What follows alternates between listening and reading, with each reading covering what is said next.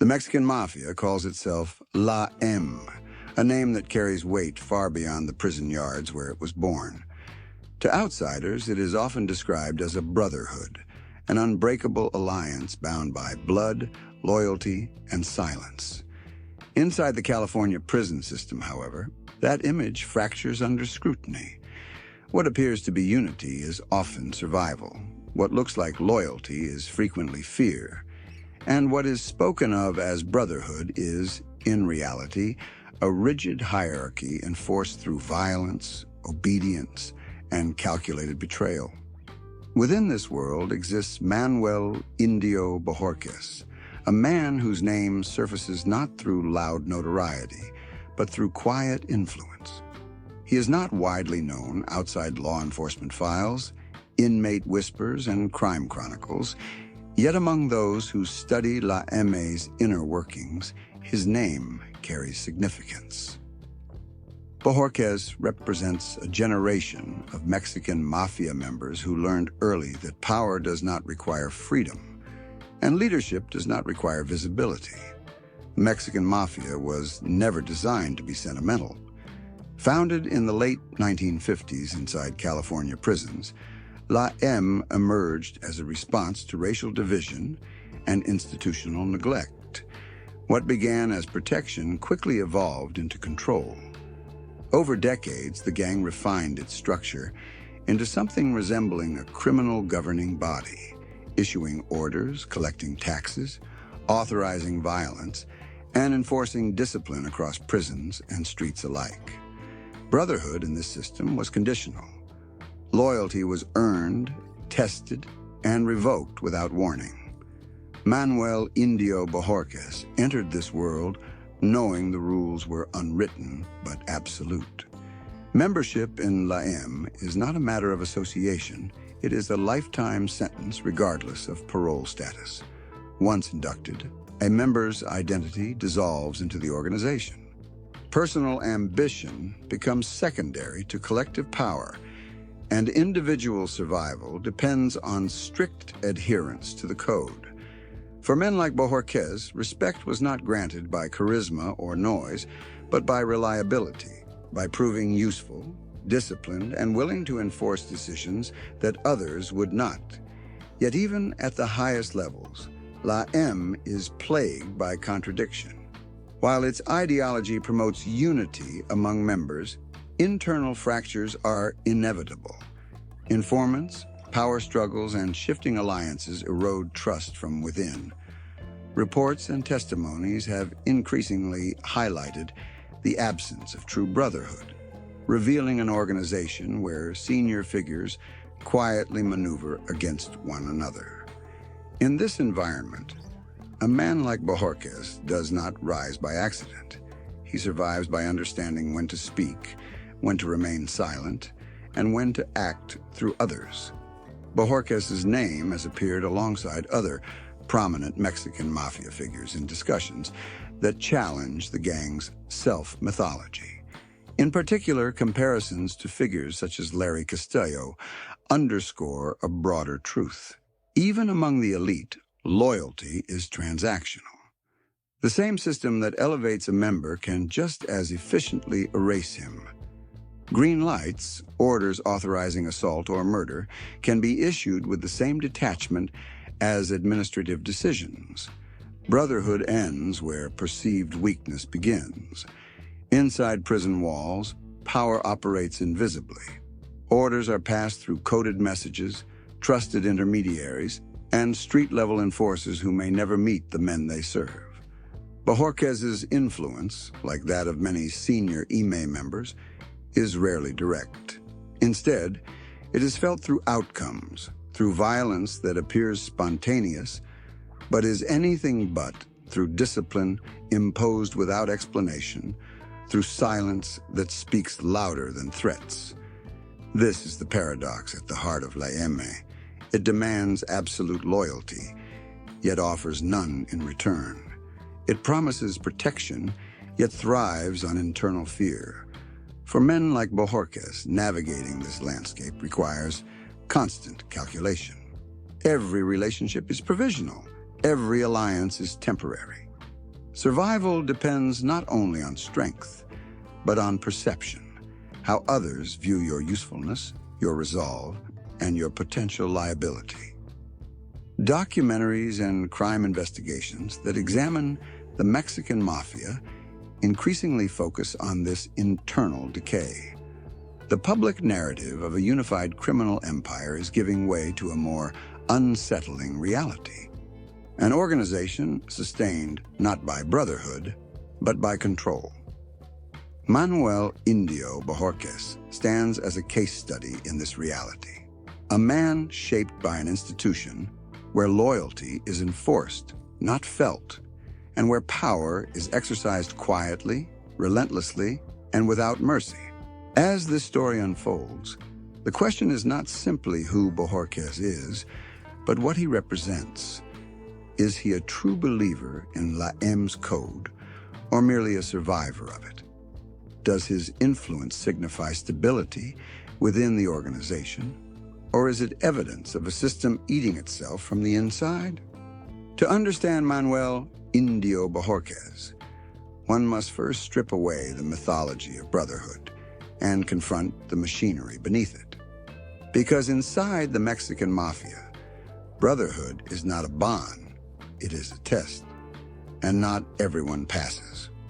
To understand Manuel Indio Borquez's position within the Mexican Mafia, it is necessary to understand how power is earned when freedom is stripped away. In prison, reputation becomes currency, violence becomes language, and patience, more than aggression, often determines who survives long enough to matter. La M does not recruit openly, it selects. Potential members are watched for years, sometimes decades. Their conduct, discipline, racial loyalty, and willingness to follow orders are quietly evaluated. A man does not ask to join the Mexican Mafia. He is invited only when existing members believe he can be controlled, trusted, and used. For Manuel Bojorquez, entry into this world marked the end of individuality and the beginning of something far more restrictive than prison itself.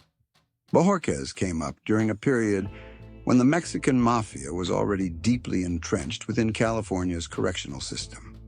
By the time his name began circulating with seriousness, La M had perfected its internal structure. Shot callers governed entire prison yards. Senior members issued directives that rippled outward into street gangs across Southern California. Younger inmates enforced rules they barely understood, knowing only that disobedience carried swift consequences. What distinguished Bojorquez early on was not flamboyance or notoriety, but restraint. In a culture where impulsive violence could be as dangerous as weakness, restraint signaled discipline. He learned quickly that the most powerful men inside prison were not the loudest or most feared on the yard. They were the ones whose names were spoken quietly, whose decisions were carried out by others, and whose approval or disapproval could alter the fate of entire groups. The nickname Indio followed him as his reputation grew.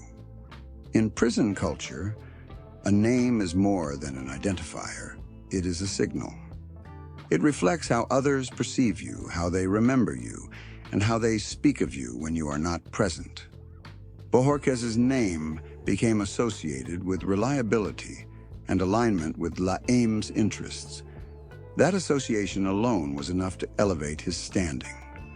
As Bojorquez moved deeper into the organization, he became part of the invisible machinery that governs daily life behind bars.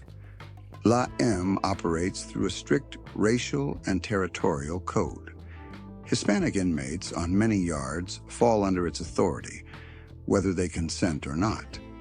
Disputes, debts, and violations are escalated upward through a chain of command that ultimately leads to senior members like Bojorquez. Decisions made in a cell can determine whether someone lives, is assaulted, or is isolated indefinitely. This structure requires discipline from those at the top. Emotional decision-making is viewed as weakness. Favoritism is dangerous. Every order must serve the organization, not the individual. Bojorquez's rise suggests that he demonstrated an understanding of this balance. He was not merely violent, he was selective. Not merely loyal, he was predictable. In La M, predictability equals trust. His association with other prominent figures, including names like Larry Castillo, places Bojorquez within a tier of members who were no longer simply enforcers, but managers. These men were responsible for maintaining order, extracting resources, and ensuring that street-level gangs remained compliant. Taxation, often referred to as rent, was imposed on outside gangs dealing drugs or operating in territories claimed by La M.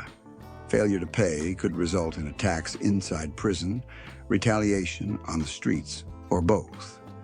Bojorquez's influence did not depend on constant communication. The Mexican Mafia thrives on indirect control. Messages are passed through kites, coded letters, trusted messengers, and attorneys who may or may not be aware of what they are facilitating. Senior members issue guidance rather than instructions, allowing plausible deniability while ensuring obedience. In this system, Bojorquez's role was less about issuing threats and more about maintaining equilibrium through fear that rarely needed to be spoken. But advancement inside La M comes with risk. As a member rises, so does scrutiny, from rivals, from law enforcement, and from within the organization itself. Every action is analyzed for signs of ambition, disloyalty, or vulnerability. Bojorquez's continued relevance suggests that he understood how to remain useful without appearing threatening. He did not overreach. He did not seek the spotlight. And in a world where visibility can be fatal, that restraint mattered. By the time his name appeared in crime chronicles and documentary discussions, Bojorquez was no longer just another inmate. He was part of the system that shaped outcomes beyond the prison walls. His incarceration did not diminish his reach. It refined it.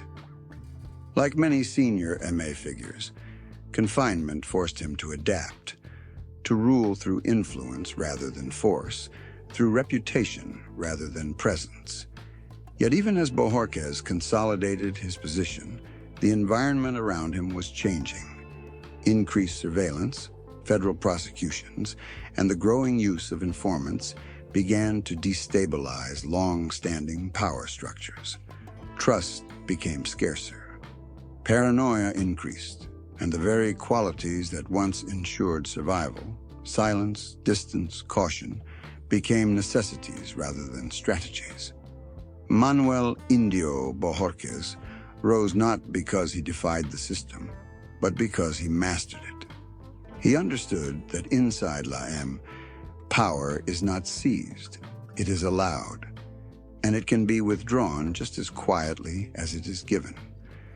As the organization expanded its reach beyond prison walls and tightened its grip on the streets, men like Bojorquez became essential. They were the keepers of order, the arbiters of discipline, and the living proof that within the Mexican Mafia, incarceration is not an obstacle to power. It is the foundation of it. By the time Manuel Indio Borquez reached the upper tiers of the Mexican Mafia, the illusion that prison equaled punishment no longer applied. For La M, incarceration was not a setback, it was infrastructure. The prison system functioned as a headquarters, a filtering mechanism, and a command center from which power radiated outward into neighborhoods, street gangs, and drug corridors across California and beyond. Freedom, in the traditional sense, was irrelevant. What mattered was access to communication, to intermediaries, and to men willing to act. Bojorquez understood this reality well. From inside a cell, a senior MA member could shape events hundreds of miles away, never leaving the wire, never appearing at the scene of a crime, and never speaking directly to the person who would carry it out. The Mexican Mafia's control of the streets begins with taxation. Every Hispanic street gang operating within territory claimed by La M is expected to pay rent. This tax is not symbolic, it is mandatory. Payments may come in the form of cash, drugs, weapons, or favors. The message is clear: operate under La M's umbrella, or face consequences that will follow you into prison, where protection disappears and enemies multiply. Bojorquez's role within the system was not as a collector, but as an overseer. He was part of the decision-making tier that determined who was in compliance and who was not. When payments stopped, or when a gang showed signs of independence, the response was calculated. Sometimes it was a warning. Sometimes it was a beating. Other times it was a green light, a sanctioned order of violence that required no explanation and allowed no refusal. Green lights are one of La M's most feared tools. They authorize assaults or killings against individuals or entire groups. Once issued, the target is considered expendable. The order can be carried out by anyone loyal to the organization at any time in or out of custody. Bojorquez, like other senior members, did not need to issue these orders frequently. Their power lay in the knowledge that they could. Communication within this system is deliberately fragmented. Bojorquez did not speak to street-level enforcers, and they did not speak to him. Messages traveled through layers. Shot callers, trusted inmates nearing release, family members, and sometimes lawyers. Each layer insulated the source while ensuring the directive reached its destination. This structure allowed La M to function like a decentralized corporation, resilient to arrests and prosecutions. Inside prison, Bojorquez's influence was felt through order. Racial politics dominate California prisons, and La M sits at the top of the Hispanic hierarchy. Disputes between inmates, drug debts, and personal conflicts are rarely resolved independently. Everything flows upward. Decisions are handed down quietly. Compliance is expected. Resistance is punished. But power without freedom comes at a cost. Senior members like Bojorquez live under constant surveillance. Their mail is monitored. Their visits are scrutinized. Their movements within the facility are limited. Every conversation carries risk. A single careless word can be interpreted as conspiracy, used to build a case, or repeated by someone seeking favor with authorities. This pressure breeds paranoia, not just toward law enforcement, but toward other members. Informants have done more damage to La M than rival gangs ever could. Entire cases have been built on the testimony of insiders who decided survival meant cooperation. As prosecutions mounted, trust eroded. Senior figures began limiting communication, relying on fewer intermediaries, narrowing their circles. Bojorquez adapted by becoming even more invisible. Influence did not require constant contact. His reputation alone carried weight. A mention of his name, whether real or implied, was often enough to compel action. This is how power survives confinement, not through presence, but through anticipation. On the streets, La M's directives shaped the drug trade in ways that were rarely visible to outsiders. Street gangs believed they were independent, but their autonomy was an illusion. Drug sources, pricing, and distribution routes were influenced from above. When violence erupted, it was often blamed on turf wars or personal grudges, masking the larger structure, pulling the strings.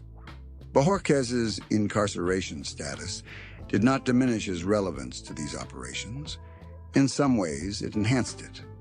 Prison insulated him from direct implication while elevating his authority. He became part of a generation of IME members who ruled without touching contraband, without pulling triggers, and without appearing in police reports beyond vague references and coded language. Yet this form of power is fragile. It depends entirely on perception. If fear fades, so does control. If loyalty weakens, the system collapses inward. Bojorquez operated in a period where that collapse seemed possible. Younger gang members were less deferential. Law enforcement was more aggressive. Technology made secrecy harder to maintain. Still, the Mexican Mafia endured because it adapted. And men like Manuel Indio Borquez embodied that adaptation. They represented a version of organized crime that no longer needed to be visible to be effective, a version that thrived on silence, distance, and implication. Power without freedom is a paradox, but within La M, it is the norm. Bojorquez did not escape prison, but prison became the platform from which he exercised authority. His cell was not a cage, it was an office. Every organization built on fear eventually turns that fear inward. For the Mexican Mafia, the very mechanisms that ensured obedience, silence, compartmentalization, and ruthless discipline also sowed the seeds of internal decay. By the time Manuel Indio Borquez had cemented his place within La M's upper tier, the organization was no longer fighting just rivals in law enforcement. It was fighting itself. The myth of unity began to unravel quietly. There were no public splits, no declarations of dissent. Instead, there were subtle shifts, messages that went unanswered, intermediaries who disappeared, orders that took longer to carry out. In an environment where efficiency equaled strength, delays were interpreted as defiance. Suspicion replaced trust, and loyalty became something that had to be constantly reproven. Reports and testimonies emerging from inside the prison system painted a picture starkly different from La M's public image. Senior members questioned one another's motives. Old alliances weakened. Younger inmates, shaped by a different era, showed less reverence for figures they had never met. The hierarchy remained intact on paper, but in practice it was strained by ego, fear, and survival instincts. For Bojorquez, this was the most dangerous phase of power. External enemies could be anticipated. Internal ones could not. Within La M, betrayal rarely announced itself. It arrived disguised as cooperation, masked by silence, or justified as necessity. Informants did not always see themselves as traitors. Many believed they were simply choosing life over death. High-profile prosecutions intensified this pressure. Federal indictments targeted the Mexican Mafia's leadership structure, exposing how decisions made inside prison translated into violence on the streets. Each arrest triggered waves of paranoia. Who had talked? Who had been recorded? Who was next? The organization responded by tightening control, but that control only amplified mistrust. Bojorquez's name surfaced in discussions that highlighted this internal erosion. He was often mentioned alongside other established figures, not as a symbol of unity, but as evidence of how fragmented the leadership had become. The absence of overt conflict did not mean stability. It meant restraint, an uneasy ceasefire driven by fear of mutual destruction. Inside the yards, the consequences were immediate. Disputes that once would have been resolved swiftly lingered. Decisions were deferred, responsibility was shifted. No one wanted to be the voice behind an order that might later be scrutinized by prosecutors or questioned by fellow members. Leadership, once decisive, became cautious. This caution bred resentment. Younger members saw hesitation as weakness. Older members saw ambition as a threat. The generational divide widened, and with it came competing visions of what La M should be. Some believed the organization needed to adapt, become quieter, less violent, more insulated. Others believed any retreat signaled the beginning of the end. Bojorquez navigated this tension by doing what he had always done, remaining measured. He did not align himself openly with factions. He did not challenge authority, nor did he seek to dominate it. In a climate where visibility attracted danger, his restraint became his shield. But even restraint could be misinterpreted. Silence could be read as consent or as conspiracy.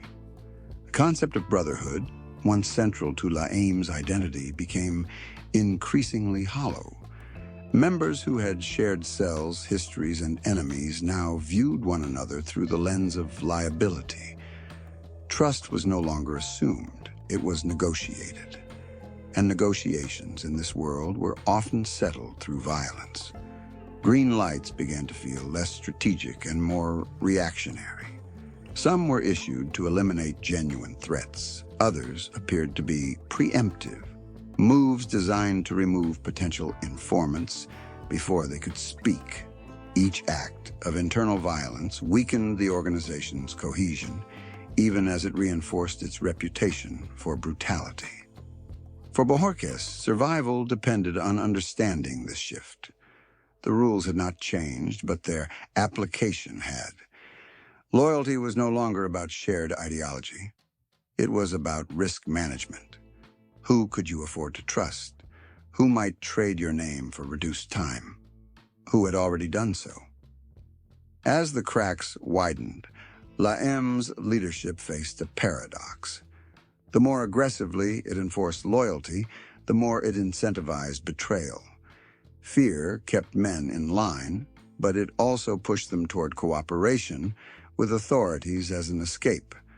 The empire, still powerful, was beginning to cannibalize itself. Manuel Indio Borquez stood within this unraveling structure as both participant and witness. He was not the cause of the fractures, nor was he immune to them. He represented a generation caught between eras, old enough to understand Laim's original code, but present enough to feel its disintegration. By the end of this period, one truth had become undeniable. The Mexican Mafia was no longer just fighting to control others. It was fighting to control its own reflection. And in that struggle, even the most disciplined, invisible figures were vulnerable. As the Mexican Mafia aged, so did its leaders. The organization that once thrived on youthful aggression and rapid expansion now found itself governed by men who had spent decades behind bars. Manuel Indio Borquez belonged to this cohort, a generation whose influence was forged in confinement and sustained through reputation rather than action. By the time his name appeared more frequently in crime chronicles and documentary narratives, it was not because of new violence, but because of what he represented: continuity in a system struggling to remain relevant. Bojorquez's incarceration had long ceased to be a temporary condition. It was a permanent state.